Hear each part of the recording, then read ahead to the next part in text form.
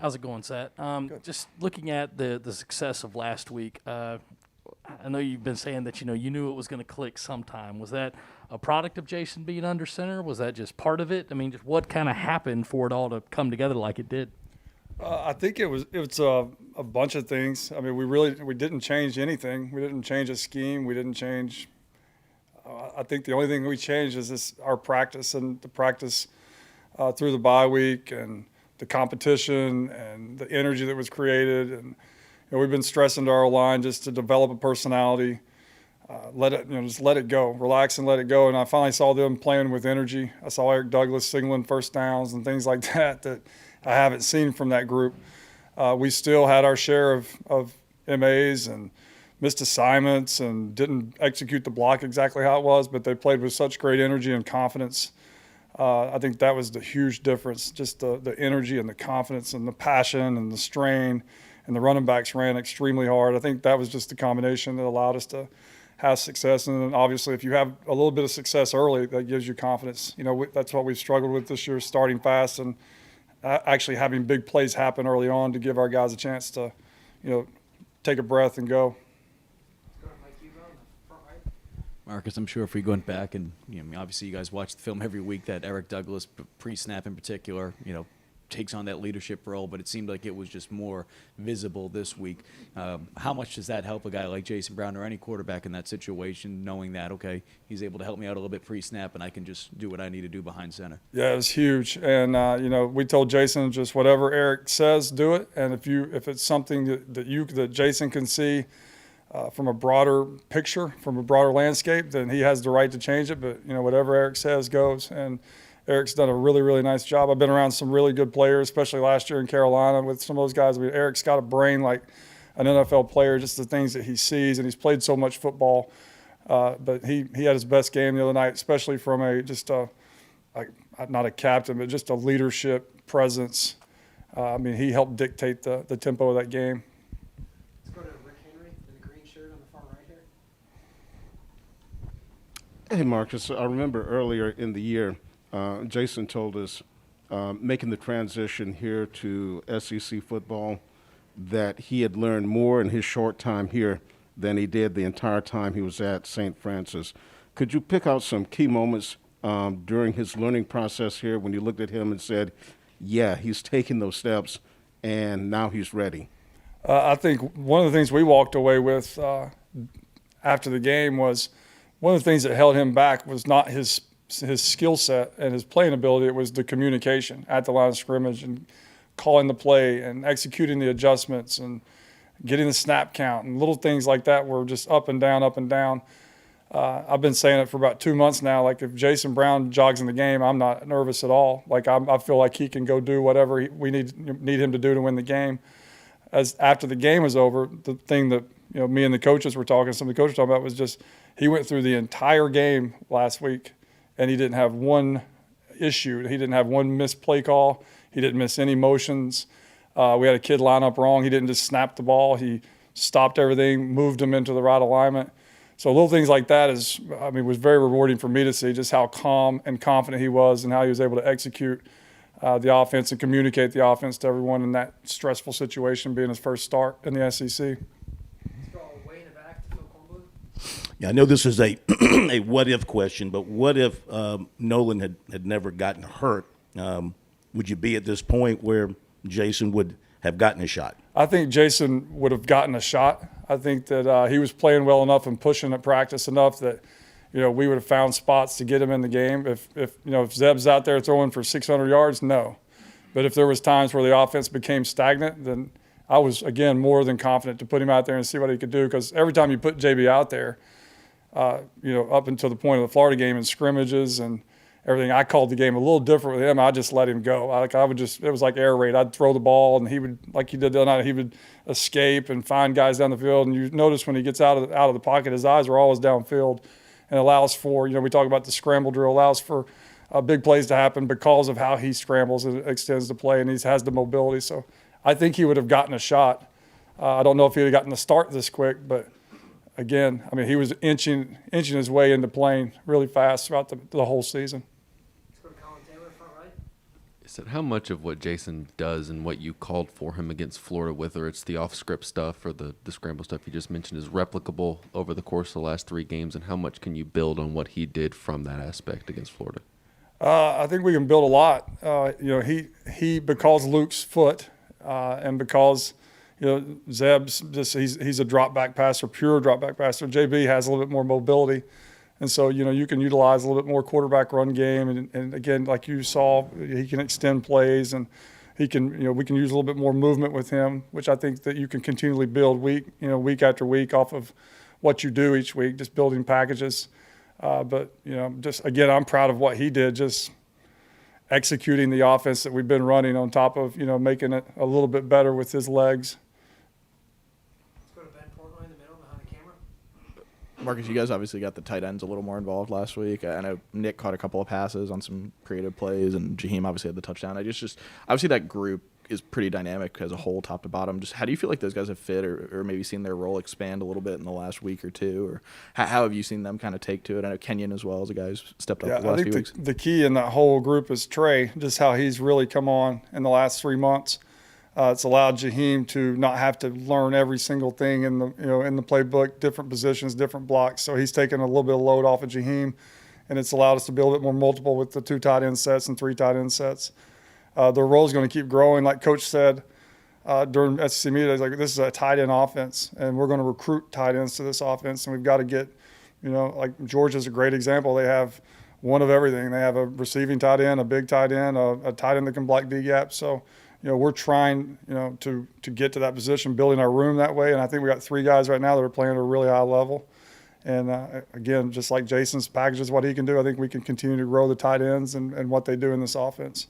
Kind of similarly, I mean, obviously Trey has gotten a little more involved as a fullback. I know he's an offensive lineman by trade, I guess. But what's kind of the genesis in terms of how you guys got him involved in that? And I guess what were you guys seeing with that play that you guys kind of ran with him a couple of times in short yardage? And how do you feel like that kind of gives you guys some options, at least in short yardage situations? That play in the it goes all the way back to when Coach Rule and I got started. Like it's just kind of the ethos of our mentality, the toughness. Like, we're going to run it. Like, we're going to run it on the right. Like, stop it. And that's the mentality, and our kids love it. And they call for it on those 4th and 1s. They were just saying, hey, give us this play. And we did, and we didn't block it maybe 50% correct, but just the mindset of the play, like they are able to get the first downs and stuff. But we were sitting and we were talking about just trying to find a fullback, and they said, hey, Trey, and as a senior in high school, Camp ran 4.7 here at 290 pounds or something. And that's what started the whole thing. And then we're like, oh, we could use him as a fullback. Next thing you know, he's out in 44 the next day, and we're using him with some stuff. And so, his package has got to keep going. And we tell him all the time, it's always fun to have 44 running fullback with knee braces on. That's fun. Let's go to Dave Cloninger for left. A sad 2-parter for you. The Van touchdown. I know busted plays happen. Have you ever seen one that busted? I've seen them that busted. I've never been lucky enough to be on the right end of that stick, but that was one of those weird things where they were playing a really good. If he wouldn't have scrambled, that was a really, really, really tough coverage. It looked like invert 1 high coverage. They spun it to cover 2. As they were spinning it to cover 2, the exchange of the routes and then the extending of the play with JB kind of got their eyes distorted. So he was able to really just hide from everyone. If we would have just stayed in the pocket, it would have been a pain to try to get a completion. But because he extended the play, he was able to get lost and obviously catch a touchdown, but glad it happened. We take about 3 of those a game. Yeah, we're up there. We're following the ball. As a coordinator, did you see Van that open? I mean, what were you thinking as that play? I was yelling like JV, JV, and I didn't see. I wasn't watching Jason. I saw where Jason was pointing, and then he threw the ball, so he was seeing it as well. Let's go to Colin Taylor, front right. Sad, I don't know if you saw the Josh Van Twitter video they put up on the official account, but do you think you have a better golf swing than Josh? I know he's from the left side of it. I heard about it, but no, I don't. I mean, process, Missouri. Yeah, I understand. How much schematically did you do different in the run game in terms of maybe eye candy window dressing compared to maybe in weeks past, and how do you feel like the run game really evolved in terms of gap scheme, zone blocking over the course of the Florida game? I hear that, like little layers of that, like people asking me questions. I swear to you, like it was the same. Like it was pretty much executed the same. It was just the energy and the the passion that the confidence that they played with. I mean, we were a little bit better. Like, we had focus on, like, I'm not going to get into our schematics of it, but like, it was the same schemes. Maybe we were treating them just a little bit different and trying not to simplify, but just say, hey, just, kick these guys' butts right here, and then we'll handle the rest of them with something else. We'll talk off camera maybe someday about it, but it was the same runs, same scheme, same everything. Just people have to understand, like, you start something and you practice, and you fail, and you practice, and you fail, you practice, then you get a little better, and then you start to have some success. So, I mean, it's just a product of what Coach Beamer talks about, competition. And we have Derek Moore out there with a competition sign yelling and screaming every day at practice. Like, it's just the result of kids that are buying in, trusting in your plan, working their butt off, understanding that just because you work hard doesn't mean you're going to have instant success. But if you work hard on a continual basis, which is the genesis of the process, right, then good things are going to start to happen. And so that's where we are now. They're working really, really hard, and they're starting to have some success. Does that mean that we're never going to lose a game again? We're never going to mess up again? No. But at least they're starting to see this path of hard work that they've done thus far. They can have something to fall back on and say, yeah, it is working a little bit. Let's keep going. Let's go to Corey Diaz in the back left. Marcus, I'm curious, for yourself personally, any vindication at all for you coming off that Florida game? People have asked me that. Not really. Like, I mean, I know what we do. I've been part of this 2 times with Coach Rule, so I know how this feels. I know not everybody knows how this feels. Like, there's parts of this when you start out that is awful, and it's terrible, and you're in the dark, and like, it's part of building a consistent work. Like, you have to do it the right way, and sometimes doing it the right way is not instantaneous success. It takes time. So I never wavered. I don't have any confidence issues. I know what our players can do. I know what our coaches can do. I know what I can do. And if we just keep working hard, I know what the end result's going to be. Was it fun? It was fun just to win a game, much less, I mean, to beat the Florida Gators and to score. I was proud of our coaches. I mean, our coaches worked their butt off for 2 weeks. And what was the result? They scored the most points against Florida South Carolina's ever done. I'm proud of our players because what did our players do? Through all the adversity and all the noise, they trusted us and they trusted our plan. And they went out there and they executed at a high level. And the result was 40 to whatever it was. So, I mean, I'm satisfied for that. If I'm satisfied for vindication, I'm the wrong guy for the job. Like, I'm satisfied for the right reasons. All right, we got time for one more. We're going to Mike Eva on the front right. Marcus, I know there's no magic formula for it, but, what do you guys have to do in order to be able to keep this success this week and not be able to take steps backwards after everything you guys were able to accomplish? You have to do corny better than everybody else. Like we talk about all the time on offense, play to the whistle, be the team that plays the hard. Like all those little slogans that you see on your coaches' walls when you were growing up, the Vince Lombardi quotes that the kids think are corny, but are very, very true. We have to do that better than everybody. Like we have to understand that you didn't beat Florida because you were lucky or because you wanted to. You did it because of the work, and you did it because of the consistency and the competition. So do we have the discipline to come back this week and compete at that level, put blinders on, and have the urgency and have the edge that we did throughout practice and throughout meetings? And can we sustain that through the end of the week? And then can we get on a plane and get there? Can we maintain our focus, get to the game, and start fast? That's what we're trying to do. And I think we're on the right path. I think we had 2 really good days of practice, and I'm excited to see how this thing keeps building and building and building. But really proud of our guys just for trusting in the plan and executing the plan. Appreciate it, Coach. Thank you, guys.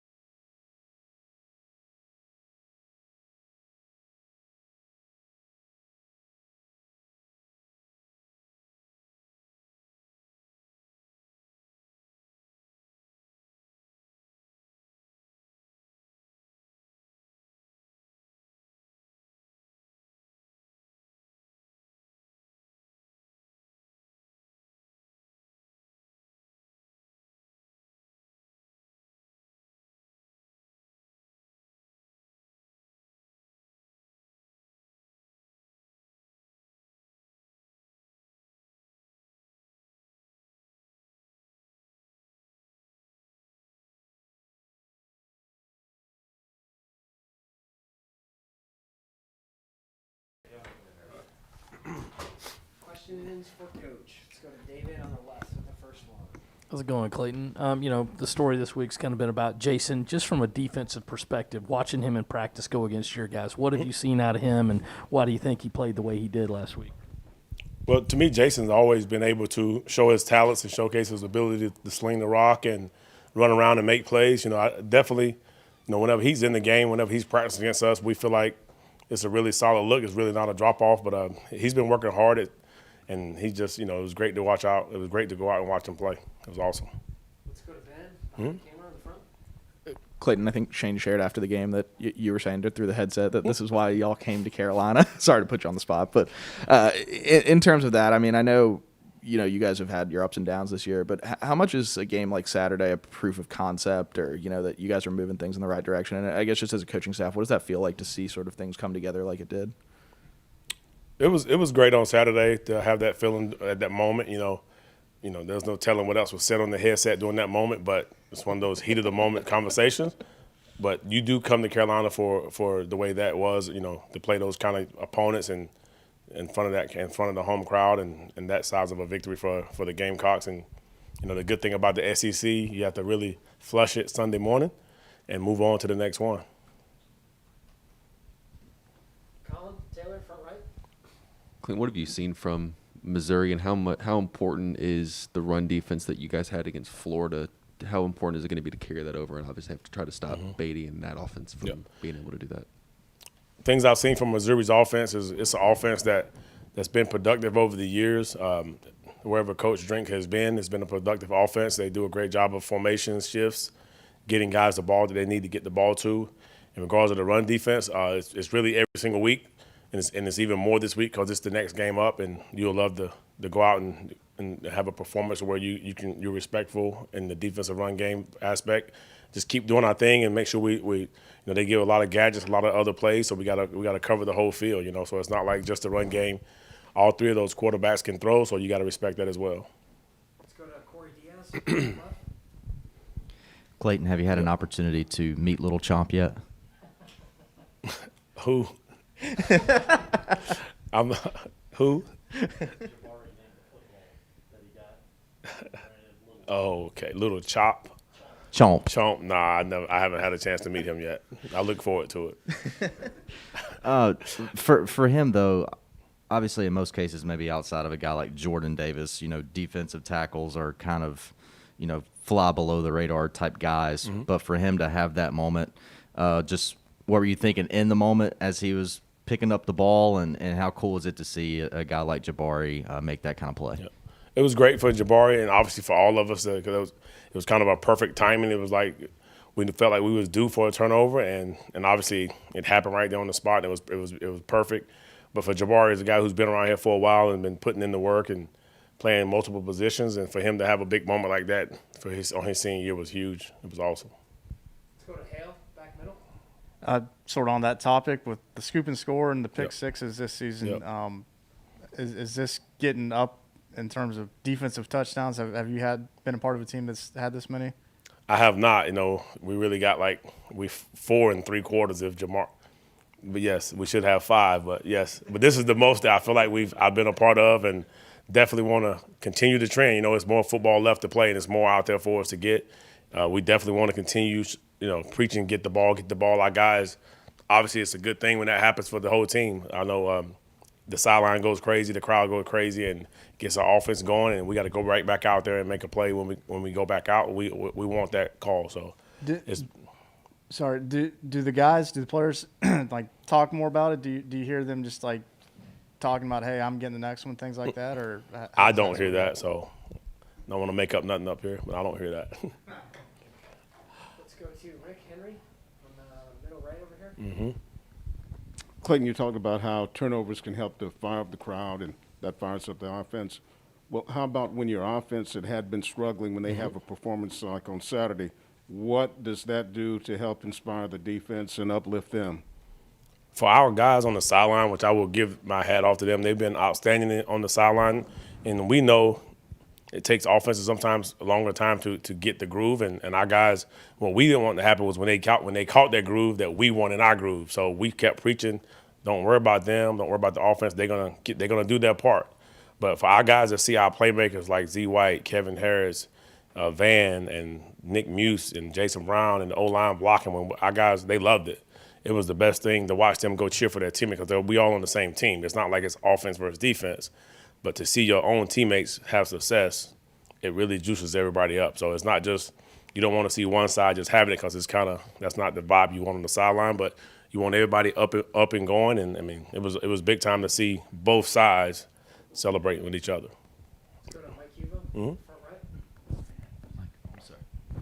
right. Clayton, I asked this to Jordan Birch yesterday. I mean, we know defense, you have to do your 111, but for the defensive line in particular, I mean, some of those guys, whether it be a guy like Pickens taking on double teams, sometimes being a traffic cone, if you will, you know, how important is that to be able to do your assignment, and how pleased were you with what they did to be able to stop one of the best rushing attacks in the SEC? Yep. We always talk about defensively that it takes all of us to stop the run, all right? Obviously, it's up front, and then the linebackers, DBs, we all got to play our part.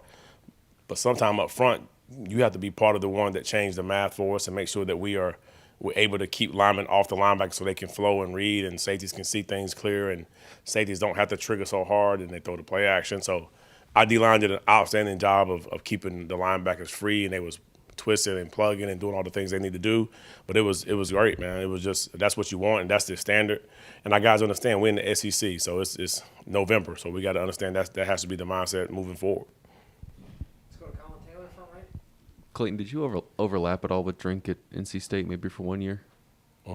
What are some of the characteristics of the offense that you saw from him in practice when you guys were at NC State, and then getting to watch film of him from his time at App and now, obviously, at Missouri? Yep, this is very similar, and at the same time, it's very different. Different players, same style of system. Different players are the main thing that I see.